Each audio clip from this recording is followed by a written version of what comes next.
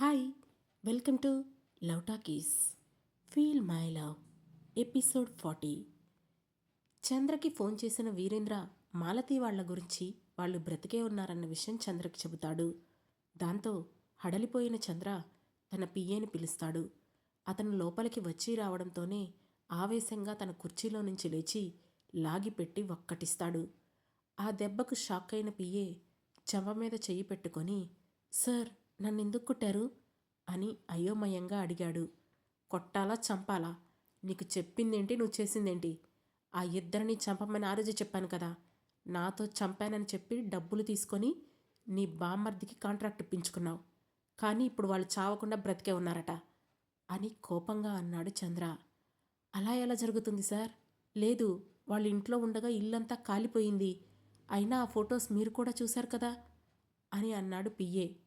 Photos చూశాను, కానీ కాలి బూడిదైన ఆ ఇంట్లో ఇద్దరు లేడీస్ చచ్చిపోయారని, వాళ్ల వయసు ఫలానా అని ఏమన్నా న్యూస్ అయినా వచ్చిందా అని అడిగాడు చంద్ర. సార్, అదంతా బయటికి రానివ్వకుండా ప్లాన్ చేశాను. ఇన్వెస్టిగేషన్ చేయించితే అనవసరంగా మన ప్లాన్ బయటికి వస్తుందని పోలీసుల్ని సైలెంట్గా ఉండమని నేనే చెప్పాను అని అన్నాడు పిఏ. చేశావులే, గొప్ప పని. వాళ్ళు చావలేదు, ఎక్కడో బ్రతికే ఉన్నారట. ఆ విషయం నా శత్రువు తెలుసుకొని నన్ను బెదిరించే వరకు నేను తెలుసుకోలేకపోయాను. ఇదంతా నీ వల్లే అంటూ మరొకటి కొట్టాడు చంద్ర. దాంతో మరో చెంప మూసుకుంటూ, సార్, ఇప్పుడు మీరు మినిస్టర్ అయిపోయారు కదా, ఇక ఏ ప్రాబ్లం ఉండదు సార్ అని ఏడుపు గొంతుతో అన్నాడు పిఏ. ఇప్పుడు లేదు, కానీ ఏదో ఒకరోజు వాళ్ళ వల్ల నా రెప్యుటేషన్ దెబ్బతింటుంది. అంత దూరం రాకూడదు. ముందు వాళ్ళు ఎక్కడున్నారో తెలుసుకొని చంపేసేయి, లేదంటే మాత్రం ఈసారి నువ్వు ఖచ్చితంగా నా చేతిలో చస్తావు అని అన్నాడు చంద్ర. లేదు సార్, లేదు, నేనే చంపేస్తాను అని పరుగున అక్కడి నుంచి వెళ్ళిపోయాడు పిఏ. వెళుతున్న అతన్ని చూస్తూ, వీడికి పూర్తిగా పనప్పచెప్పి నేను తప్పు చేశాను. నేను కూడా చూసుకొని ఉండాల్సింది. ఇప్పుడు ఈ విషయం కనుక మౌనితకి తెలిస్తే అస్సలు ఊరుకోలేదు. వీళ్లతో పెద్ద తలనొప్పి అయ్యింది. ఈసారి మాత్రం మిస్ అవ్వకూడదు. ఆ తల్లి కూతుళ్ళు ఎక్కడున్నారో తెలుసుకొని వెంటనే లేపేసేయాలి అని ఫిక్స్ అయ్యాడు చంద్ర. మరోవైపు వీరేంద్ర చేసింది తెలిసిన ఈశ్వర్ తన కొడుకుని మందలిస్తూ, రేయ్, నువ్వు చేసింది ఏం బాలేదురా. వాళ్ళు బ్రతికే ఉన్నారన్న విషయం వాడికి చెప్పకుండా సడన్గా తీసుకొచ్చి మీడియా ముందు నిలబెడితే అప్పుడు బాగుండేది. ఇప్పుడు మళ్ళీ వాళ్ళకి ఏదో ఒక ఆపద తీసుకొస్తాడు, వాళ్ళని చంపడానికి ట్రై చేస్తాడు అని అన్నాడు. మరేం పర్లేదు నాన్న, వాడు వాళ్ళని ఏమైనా చేసుకొనివ్వు, కానీ నా ఫోకస్ మాత్రం నీ మేనకోడల మీదనే ఉంది అని అన్నాడు వీరేంద్ర. అదేంట్రా ఇప్పుడు ఇలా మాట్లాడతావు? వాళ్ళని తీసుకొచ్చి మీడియా ముందు నిలబడితే ఆటోమేటిక్గా మీ మామ పరువు పోతుంది. అప్పుడు నాన్న తరపున నువ్వే కదా రాజకీయాల్లోకి వెళ్ళేది అని అన్నాడు ఈశ్వర్. అక్కడ మామ పరువు పోతే ఇక్కడ మన ఫ్యామిలీ రెప్యుటేషన్ కూడా పోతుంది. దానివల్ల రాజకీయాల్లో నా భవిష్యత్తు ఎలాగూ ప్రశ్నార్థకమే అవుతుంది. అదే మా మామని తీసుకెళ్ళి తన పెద్ద కూతుర్ని పెద్ద భార్యని వెతికే పనిలో పెట్టాననుకో, అప్పుడు నేను ఫ్రీగా సురభిని నా కంట్రోల్లోకి తీసుకొచ్చుకోవచ్చు. సో ఇలా ప్రశాంతంగా వెళ్ళిపోయేదానికి అంత వైలెన్స్ మనకెందుకులే అని అన్నాడు వీరేంద్ర. ఆ మాటలు విని ఈశ్వర్ అతని వైపు అయోమయంగా చూస్తూ, ఏంటోరా, నువ్వు నాకు అస్సలు అర్థం కావు. ఎప్పుడేం మాట్లాడతావో ఎలా ఆలోచిస్తావో కనిపెట్టడం చాలా కష్టం అని అన్నాడు. నువ్వు నా గురించి ఆలోచించడం మానేసి మీ పని మీరు చూసుకోండి నాన్న అని అన్నాడు వీరేంద్ర. చివరికి వీడికి కూడా నేను పనికి రావట్లేదు అని విసుగ్గా అక్కడి నుంచి వెళ్ళిపోయాడు ఈశ్వర్. మీరు ఆ రోజు మీ నాన్నకి పనికొస్తే ఈరోజు ఖచ్చితంగా నాకు కూడా పనికొచ్చేవాళ్ళు డాడీ అని తనలో తానే అనుకున్నాడు వీరేంద్ర. మరోవైపు ఆఫీసులో ఉన్న మనీషా తనకు వచ్చిన కష్టాలకి తానే బాధపడుతూ హెచ్ఆర్ దగ్గరికి వెళ్ళి ఫార్మాలిటీస్ కంప్లీట్ చేసి తిరిగి వాళ్ళిచ్చిన పేపర్ని తీసుకొని సహస్ర దగ్గరికి వచ్చింది. ఆ ఎదురుగా కనిపిస్తుంది కదా, అదే నీ క్యాబిన్. ఇది ల్యాప్టాప్ పాస్వర్డ్. వెళ్ళి ఓపెన్ చేయి, నేను వర్క్ ఫార్వర్డ్ చేస్తాను అని చెప్పింది సహస్ర. అదేంటి, నేనిక్కడ కాదా ఉండేది అని అడిగింది మనీషా. ఇది సీఈఓ క్యాబిన్ అమ్మా, ఎవరు పడితే వాళ్ళు ఉండడానికి వీల్లేదు అని వెటకారంగా చెప్పింది సహస్ర. అవునా, మరి నువ్వెందుకున్నావు అని అడిగింది మనీషా. నేను సీఈఓ గారికి పర్సనల్ అసిస్టెంట్ని, సో ఆయన దగ్గరే ఉంటాను అంది సహస్ర.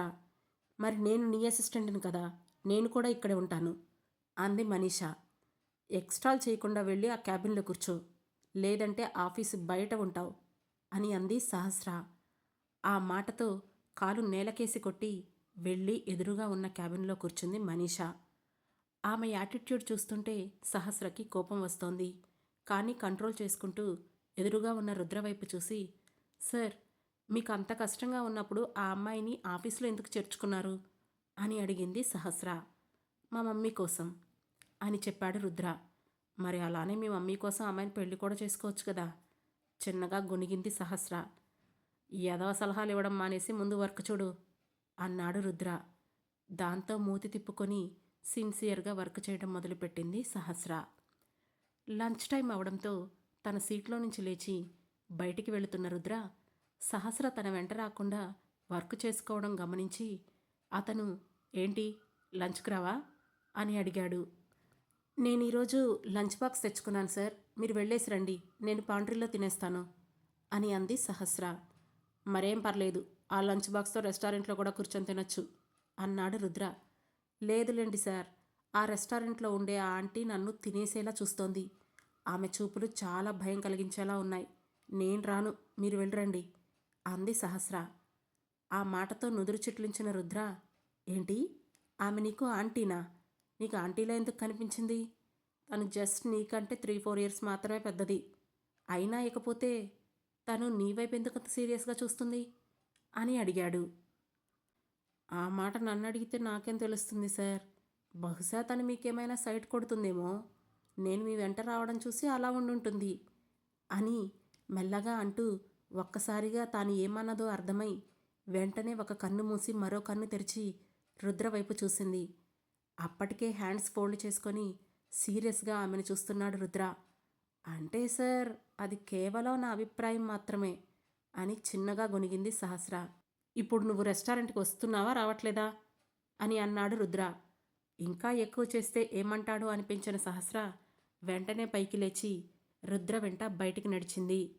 వాళ్ళను చూసిన మనీషా కూడా వెంటనే తన క్యాబిన్ నుండి బయటికి వస్తూ, ఎక్కడికి రుద్ర, లంచ్కి వెళ్తున్నావా, నేను కూడా వస్తాను అని అంది. రుద్ర ఏం మాట్లాడకుండా ముందుకు నడుస్తూ ఉండడంతో అతని వెంటే నడవడం మొదలుపెట్టింది మనీషా. వాళ్ళకి కాస్త వెనుకగా మొబైల్ చూస్తూ నడుస్తోంది సహస్ర. మనీషా ఏదేదో మాట్లాడుతూ ఉంది. రుద్ర ఊ ఆ అంటూ ఆమెకు ఆన్సర్ చేస్తున్నాడు. కానీ సడన్గా రుద్ర నడవడం ఆగిపోయాడు. దాంతో ఏమైంది రుద్ర, ఎందుకు ఆగావు అని అంటున్నా మనీషా మాట పూర్తవ్వకుండానే వెనక నుండి మొబైల్ చూసుకుంటూ వస్తున్న సహస్ర ఎదురుగా నుంచున్న రుద్రని చూసుకోకుండా అతన్ని గుద్దుకొని గోడకి తగిలిన బంతిలా వెనక్కి పడబోయేది కాస్త నిలదొక్కుకొని ఆగింది. దాంతో రుద్ర తలపైకెత్తి ఆమె వైపు చూస్తూ, ఏముంది ఆ ఫోన్లో, అంతలా ఏం చూస్తున్నావు అని అడిగాడు. ఏం లేదు సార్, సోషల్ మీడియా చెక్ చేస్తున్నాను అని అంది సహస్ర. దాంతో వెంటనే ఆమె చేతిలో ఫోన్ లాక్కొని, ఇంటికి వెళ్ళాక చెక్ చేసుకో, నీ ఆఫీస్ టైం నాది అని ముందుకు నడిచాడు. శాడిస్ట్ అని లోపలే తిట్టుకుంటూ అతని వెంటే నడిచింది సహస్ర. రుద్ర ఎందుకు కావాలని ఆగాడో, ఎందుకు ఆమె చేతిలో ఫోన్ తీసుకున్నాడో మనీషాకు అర్థం కాలేదు. కానీ రుద్రమొహంలో కోపం కనిపించడంతో అతన్ని ఏమీ అడగలేక సైలెంట్గా ఉండిపోయింది. మరి కాసేపటికి ముగ్గురు రెస్టారెంట్కి వెళ్ళారు. ఇక్కడేం ఫుడ్ బాగుంటుంది రుద్ర అని రెస్టారెంట్ని చుట్టూ చూస్తూ అడిగింది మనీషా. అన్నీ బాగుంటాయి, నీకు నచ్చింది ట్రై చేయి అన్నాడు రుద్ర. ఇంతలో అనసూయ అక్కడకు పరిగెత్తుకుంటూ వచ్చి, గుడ్ ఆఫ్టర్నూన్ సార్, ఏం తీసుకుంటారు అని అడిగింది. నిన్న తెచ్చిన ప్లేట్ సేమ్ నాకొకటి తీసుకురండి అని చెప్పి, నీకేం కావాలి మనీషా అని అడిగాడు రుద్ర. ఆ మాటకే పొంగిపోతూ, నువ్వేం తీసుకుంటే నాకు కూడా అదే కావాలి రుద్ర అని సంబరంగా చెప్పింది మనీషా. అయితే తనకు కూడా సేమ్ ప్లేట్ తీసుకురండి అన్నాడు రుద్ర. సహస్రని అడగకుండా తనను మాత్రమే అడగడంతో గర్వంగా సహస్ర వైపు చూసింది మనీషా. కానీ సహస్ర మాత్రం అదేం పట్టించుకోకుండా లైట్ తీసుకుంది. అక్కడే ఉన్న అనసూయ సీరియస్గా సహస్ర వైపు చూసింది. తలపైకెత్తి ఆమెను చూసిన సహస్ర ఆ చూపుకే హడలిపోయి, నాకేమొద్దు అని చెప్పింది. వాళ్ళిద్దరినీ గమనించిన రుద్ర, ఈవిడెందుకు నిజంగానే సహస్ర వైపు అలా చూస్తోంది, ఈమె తనకి ముందే తెలుసా? ఒకసారి ఈ అనసూయ బ్యాక్గ్రౌండ్ ఏంటో తెలుసుకోవాలి అని మనసులో అనుకున్నాడు. ఇంతలో సహస్ర తన లంచ్ బాక్స్ తీసి టేబుల్ మీద పెట్టింది.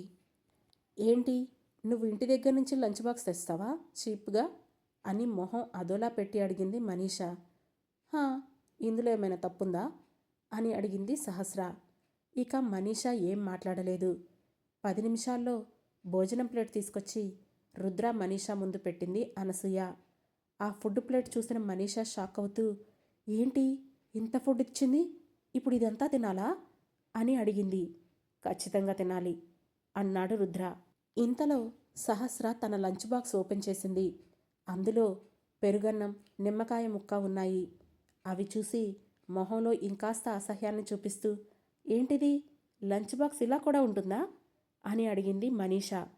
మాకు ఇలానే ఉంటుంది, ఇలా తింటేనే హెల్త్కి కూడా చాలా మంచిది అని చెప్పిన సహస్ర తన స్పూన్తో ఒక స్పూన్ తీసుకొని తినబోయింది. ఇంతలో రుద్ర ఆమె చెయ్యి పట్టుకొని ఆపాడు. అది చూసి షాక్ అయిన సహస్ర, ఏంటి సార్ ఇలా చేయి పట్టుకున్నారు అని ఇబ్బందిగా అడిగింది. నేను ఎంత దగ్గరవుదామని ట్రై చేసినా ఏ రోజు ఇలా నా చెయ్యి పట్టుకోలేదు, ఇప్పుడేంటి ఈ అమ్మాయి చేయి పట్టుకున్నాడు, అసలు వీరిద్దరి మధ్య ఏం జరుగుతోంది అని అనుమానంగా వాళ్ళిద్దరినీ చూస్తూ ఉంది మనీషా. రుద్ర మాత్రం ఏం మాట్లాడకుండా సహస్ర చేతిని తన వైపు తిప్పుకొని ఆ స్పూన్లో ఉన్న పెరుగన్నం తిన్నాడు. అది ఏం మాత్రం ఎక్స్పెక్ట్ చేయని సహస్ర నోరు తెరిస్తే మనీషా మాత్రం తన 2 చేతులతో నోరు మూసుకొని, అసలు ఇక్కడున్నది ది గ్రేట్ సీఈఓ రుద్రనేనా, లేదంటే ఇంకెవరైనా ఉన్నారా అని మనసులోనే అనుకుంది. ఆ తర్వాత ఏం జరగబోతుందో తెలుసుకోవాలంటే వెంటనే మన లవ్ టాకీస్ ఛానల్ను సబ్స్క్రైబ్ చేసుకొని ఫీల్ మై లవ్లోని నెక్స్ట్ ఎపిసోడ్ను వినండి. ఈ కథ మీకు నచ్చినట్లయితే లైక్ చేసి, షేర్ చేసి, కామెంట్ చేసి మమ్మల్ని సపోర్ట్ చేయండి. Thank you.